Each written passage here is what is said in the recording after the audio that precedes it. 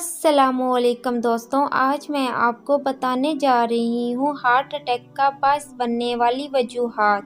دل کے دورے کا سبب بننے والے کچھ عناصر ہر ایک کو معلوم ہوتے ہیں، یعنی ایک عام فرد کو بھی اندازہ ہے کہ موٹاپا، شوگر اور بلڈ پریشر اس جان لیوا دورے کا خطرہ بڑھا دیتا ہے۔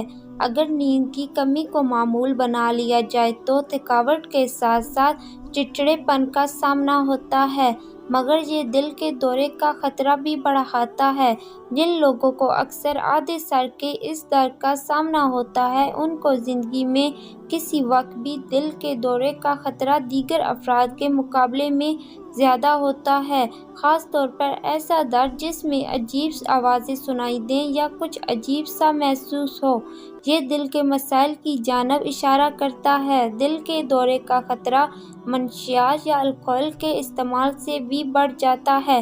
امریکن ہارٹ ایسوسی ایشن نے تسلیم کیا ہے کہ بہت زیادہ الکحل بلڈ پریشر کا لیول بڑھا دیتی ہے، جبکہ اس کے نتیجے میں لوگ کھانا بھی بہت زیادہ کھاتے ہیں۔